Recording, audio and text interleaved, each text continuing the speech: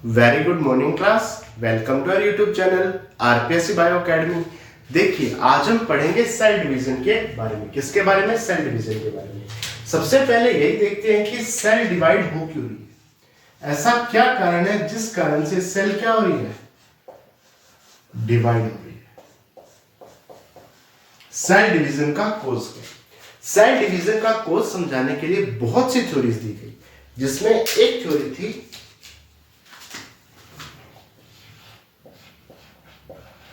कर्ण plasm theory. कर्ण plasm theory ये दी थी हर्टविग।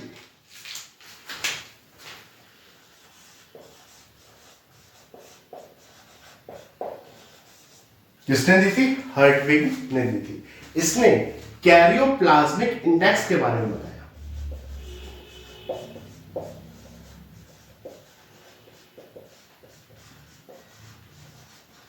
या इसे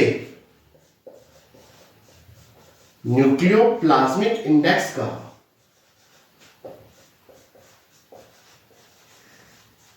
इसे KI से इंडिकेट किया गया। किससे इंडिकेट किया गया? KI से इंडिकेट किया गया। ये KI है क्या?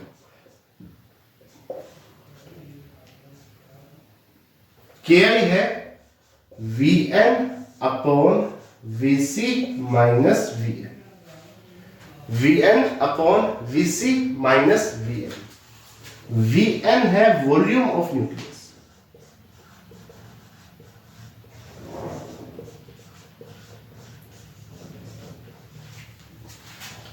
VC है वॉल्यूम ऑफ सेल।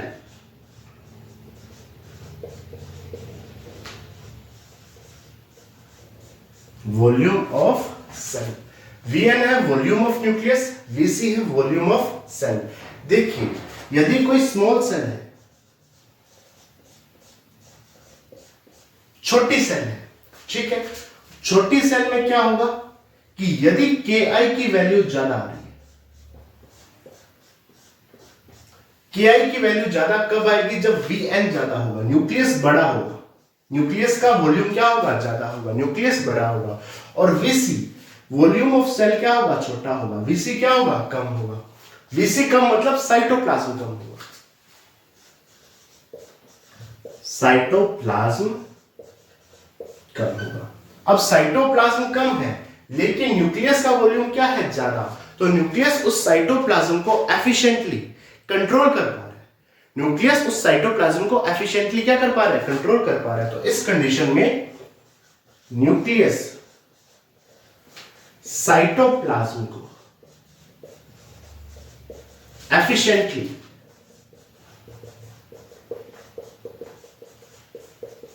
कंट्रोल कर पाएगा। क्या कर पाएगा? कंट्रोल कर पाएगा।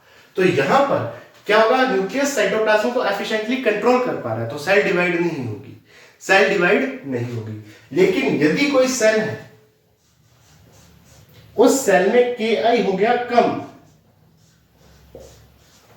KI कम होने का मतलब साइटोप्लाज्म बहुत ज्यादा है, साइटोप्लाज्म ज्यादा है, तो क्या न्यूक्लियस उस साइटोप्लाज्म को कंट्रोल कर पाएगा?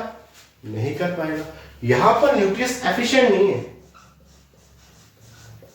साइटोप्लाज्म को कंट्रोल करने के लिए। इसीलिए न्यूक्लियस क्या करेगा? इस KI को इंक्रीज करेगा। न्यूक्लियस ये प्रयास करेगा, ये कोशिश करेगा कि ये KI क्या हो जाए? इंक्रीज हो जाए, KI बढ़ जाए। और KI को बढ़ाने के लिए वो सेल डिवीजन करेगा। क्या करेगा? सेल डिवीजन करवाएगा। वो मैसेज देगा कि ये सेल दो सेल में तोड़ दो। क्यों? क्योंकि साइटोप्लाज्म यहां पर बहुत ज्यादा है, जिस कारण से न्यूक्लियस उस पर कंट्रोल नहीं कर पा रहा है। इसीलिए वो मैसेज देगा कि सेल को डिवाइड कर दो, सेल को दो हिस्सों में बांट दो। तो इस थ्योरी के कारण KI रिस्पॉन्सिबल है सेल डिवीजन के लिए। कौन रिस्पॉन्सिबल है? KI। तो KI अगर ज्यादा है तो सेल डिवाइड नहीं होगी। KI कम हो गया तो KI को इंक्रीज करने के लिए सेल डिवीजन होगा। ठीक है, तो ये पहली थ्योरी आ गई, कर्ण plasm theory.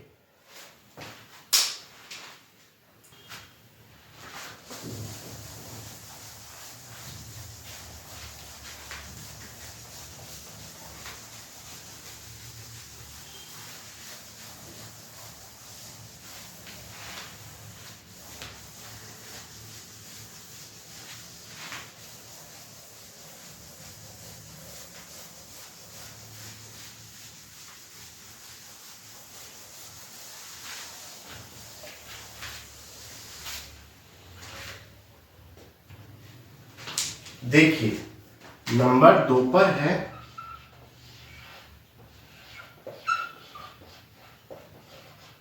Surface volume ratio. Surface volume ratio, इसके बारे में बात करते हैं।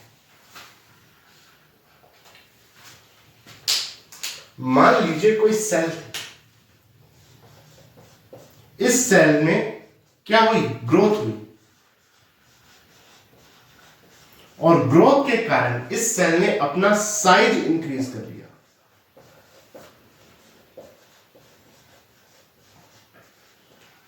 साइज क्या कर लिया, इंक्रीज, अपना आकार बढ़ा लिया। कैसे, सेल में क्या हो गई, ग्रोथ हो गई। सेल में ग्रोथ होने से सेल का आकार बड़ा हो गया, जिस कारण से दो चीजें बढ़ेंगी यहां पर। एक तो उस सेल का वॉल्यूम बढ़ेगा, एक सरफेस एरिया बढ़ेगा।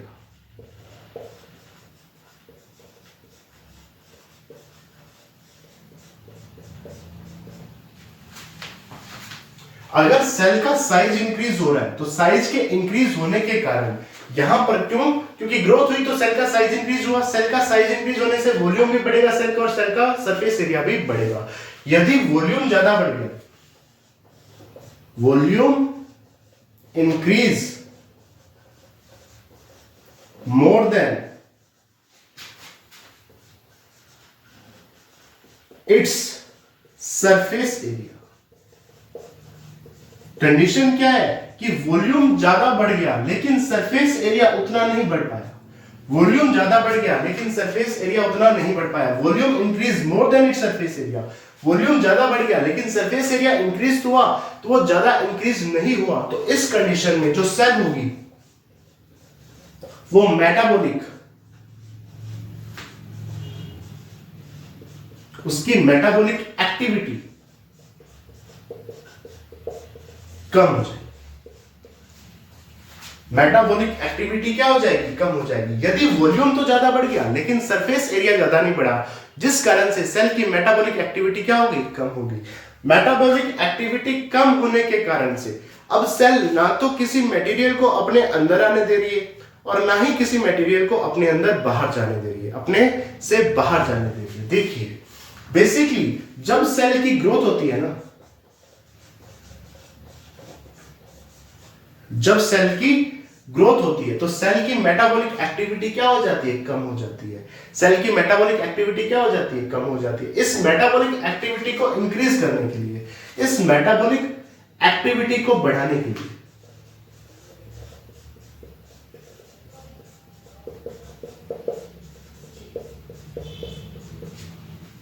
जब सेल में ग्रोथ होती है तो सरफेस वॉल्यूम रेशो कम हो जाता है। सरफेस वॉल्यूम रेशो कम हो जाता है। तो मेटाबॉलिक एक्टिविटी को बढ़ाने के लिए या सरफेस वॉल्यूम रेशो को बढ़ाने के लिए, मेटाबॉलिक एक्टिविटी को बढ़ाने के लिए या सरफेस वॉल्यूम रेशो दोनों को बढ़ाने के लिए सेल डिवाइड, सेल क्या होगी, डिवाइड।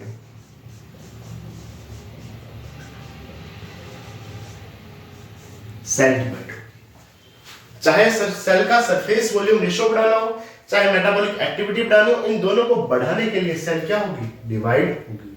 तो ये दूसरा कारण आ गया सेल डिवीजन। ठीक,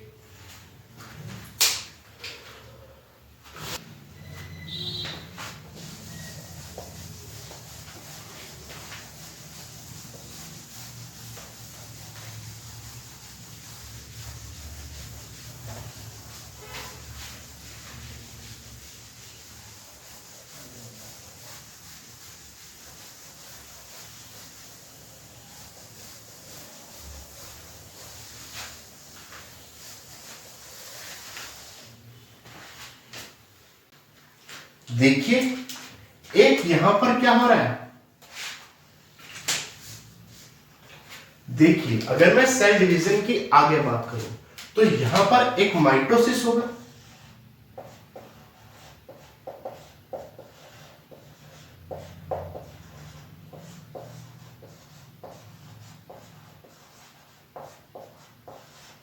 समसूत्री विभाजन।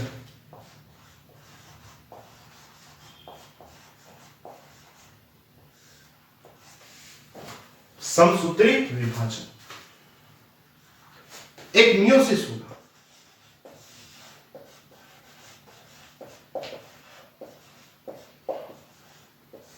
अर्धसूत्री विभाजन,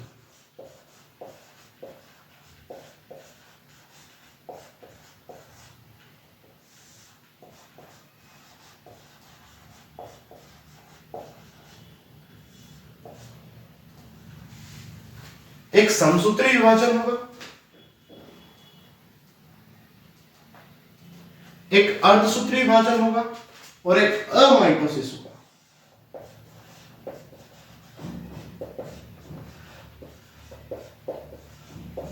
असूत्री विभाजन,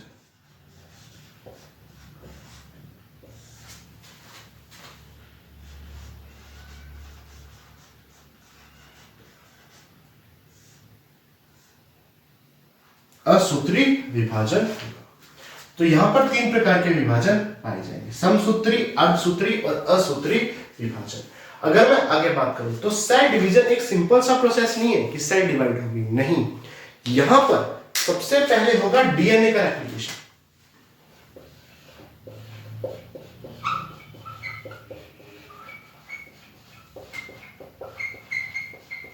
देखो, एक सेल डिवाइड होकर 2 सेल बना रही है, एक सेल डिवाइड होकर 2 सेल बना रही है, तो जो डीएनए है वो अब दोनों सेल्स में जाएगा, दोनों न्यू डॉटर सेल्स में वो डीएनए जाएगा, जिस कारण से डीएनए को क्या होना पड़ेगा, रेप्लिकेशन होना पड़ेगा, डीएनए को रेप्लिकेट करना पड़ेगा, या जो सेल होगी वो क्या करेगी, डुप्लीकेट करेगी अपने डीएनए। उसके बाद होगी सेल की ग्रोथ।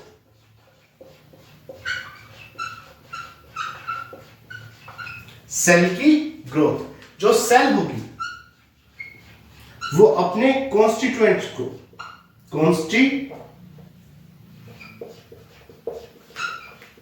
का सिंथेसिस करेगी। देखो, डीएनए तो डबल हो गया, अब डीएनए के साथ साथ हमें क्या चाहिए, हिस्टोन प्रोटीन चाहिए। डीएनए के अलावा भी बहुत सी चीजें दोनों डॉटर सेल्स में जाएंगी, जिस कारण से सेल की ग्रोथ होगी, या यूं कहूं तो जो सेल होगी उसमें कॉन्स्टिट्यूएंट, जो सेल के कॉन्स्टिट्यूएंट्स हैं, सेल के जो अलग अलग हिस्से हैं उनका सिंथेसिस होगा, सेल में पाए जाने वाले जो मटेरियल है उनका सिंथेसिस होगा, और फिर होगी सेल डिवाइड।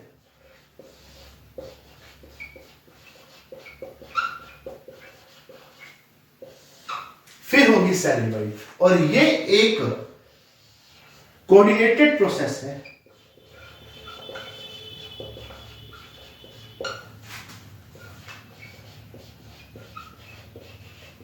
कैसा प्रोसेस है, कोऑर्डिनेटेड प्रोसेस है, सिंपल सेल डिवाइड नहीं होगी, ये सब क्या होंगे, कोऑर्डिनेटेड, समन्वित होंगे, सब आपस में मिलेंगे, तभी ये पूरा प्रोसीजर होगा, और इसे कहेंगे सेल साइकिल। इस कंप्लीट प्रोसेस को क्या कहेंगे, सेल साइकिल। ये है सेल साइकिल, जिसमें डीएनए का रेप्लिकेशन होगा, डीएनए डुप्लीकेट होगा, सेल की ग्रोथ होगी, सेल अपने अलग अलग कॉन्स्टिट्यूएंट्स का क्या करेगी, सिंथेसिस करेगी, और सेल फिर डिवाइड होगी, और ये पूरा क्या कहलाएगा, सेल का साइकिल कहलाएगा। अगर मैं यहां पर सेल की ग्रोथ की बात करूं,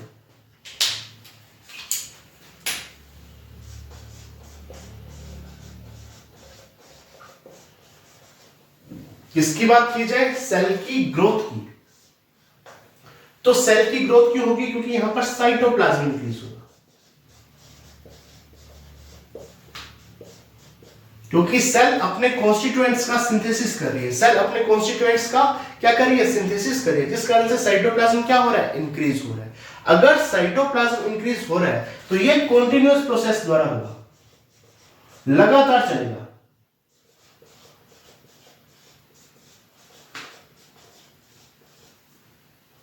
कॉन्टिन्यूअस प्रोसेस द्वारा होगा, यानी ये जो स्टेज होगी ये लगातार चलेगी, कॉन्टिन्यूअस चलती रहेगी, लगातार चलती रहेगी।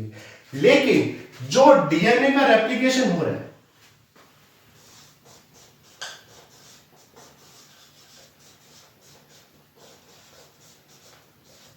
वो स्पेसिफिक स्टेज पर होगा, वो कॉन्टिन्यूअस नहीं चलता रहेगा, वो एक स्पेसिफिक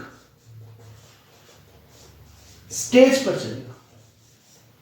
स्पेसिफिक स्टेज आएगी, उस स्टेज पर ही डीएनए का रेप्लिकेशन होगा। ये कॉन्टिन्यूअस प्रोसेस नहीं है। सेल की ग्रोथ तो कॉन्टिन्यूअस प्रोसेस है, क्योंकि यहां पर साइटोप्लाज्म इंक्रीज हो रहा है, लेकिन जो डीएनए का रेप्लिकेशन है वो स्पेसिफिक स्टेज पर आकर होगा, वो कॉन्टिन्यूअस प्रोसेस नहीं है। ठीक है, अब हम आगे सेल साइकिल के बारे में बात करते हैं।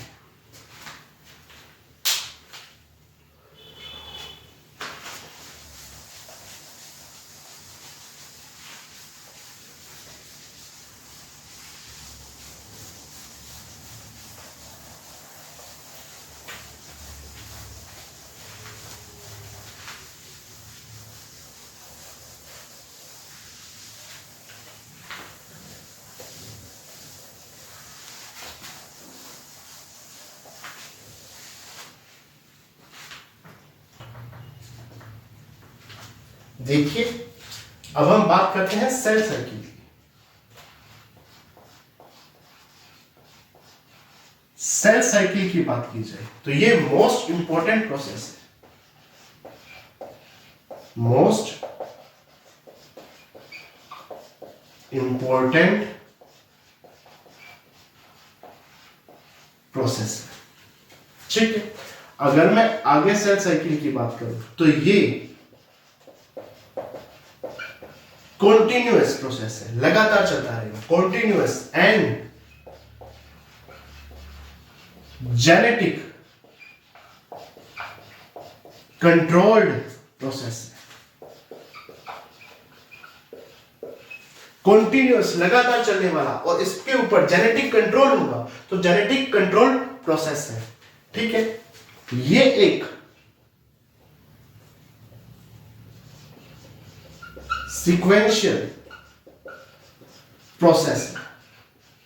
सीक्वेंशियल प्रोसेस का मतलब यहां पर एक तो डीएनए का रेप्लिकेशन होगा, डीएनए का रेप्लिकेशन होगा,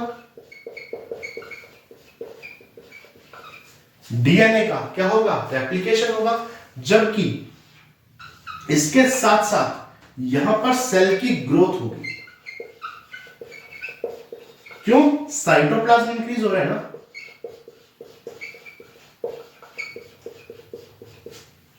साइटोप्लाज्म इंक्रीज हो रहा है। सेल साइकिल एक मोस्ट इंपोर्टेंट प्रोसेस है किसी भी लिविंग ऑर्गेनिज्म में, किसी भी लिविंग ऑर्गेनिज्म में ये एक मोस्ट इंपोर्टेंट प्रोसेस है। ठीक है, ये एक कॉन्टिन्यूअस, लगातार चलने वाला, जेनेटिकली कंट्रोल्ड, यानी इस पर कंट्रोल है। ठीक है, और सीक्वेंशियल प्रोसेस है, यहां पर डीएनए का रेप्लिकेशन भी हो रहा है और सेल की ग्रोथ कैसे हो रही है, साइटोप्लाज्म इंक्रीज होने की वजह से। अगर मैं ह्यूमन सेल की बात करूं, ह्यूमन सेल की बात करूं तो ह्यूमन सेल 24 आवर में डिवाइड होती है, और यीस्ट की सेल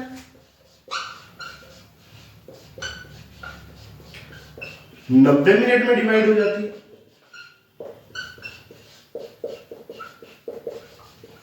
ह्यूमन की सेल को डिवाइड होने में 24 घंटे लग रहे हैं।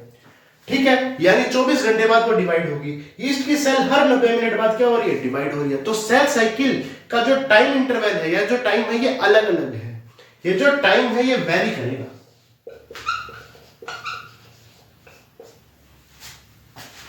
ठीक है, ह्यूमन की सेल तो 24 घंटे में डिवाइड हो रही है, यानी उसे 24 घंटे लग रहे हैं, जबकि ईस्ट की सेल को 90 मिनट लग रहे हैं किसमें, डिवाइड में होने के लिए। ठीक है, अगर मैं आगे बात करूं,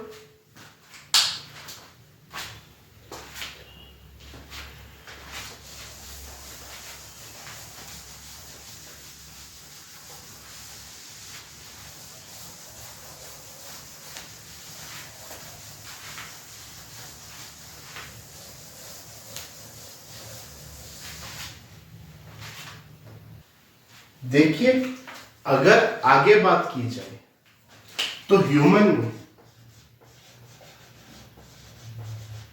एरिथ्रोसाइट्स,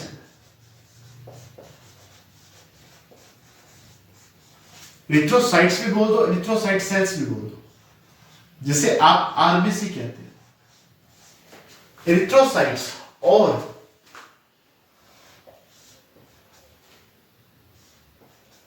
एरिथ्रोसाइट्स और नर्व सेल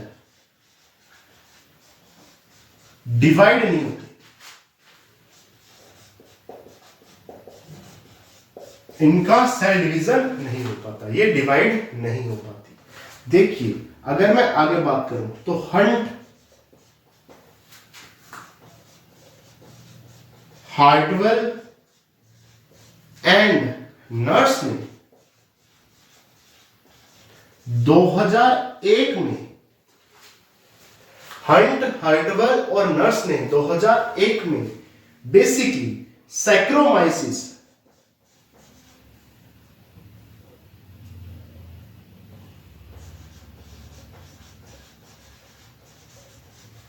सर्विसी पर, सैक्रोमाइसिस सर्विसी नामक यीस्ट पर काम करके उन्होंने ये बताया, सैक्रोमाइसिस सर्विसी नामक यीस्ट पर काम करके उन्होंने ये बताया कि सेल साइकिल को रेगुलेट किया जा सकता है, सेल साइकिल को रेगुलेट किया जा सकता है। उन्होंने कुछ ऐसे रेगुलेटर्स के बारे में बताया जो कि सेल साइकिल को रेगुलेट कर सकते हैं, जिसमें एक थी साइक्लिक प्रोटीन। रेगुलेटर्स कौन कौन से थे?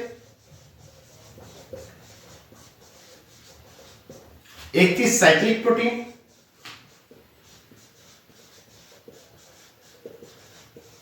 And CDKS।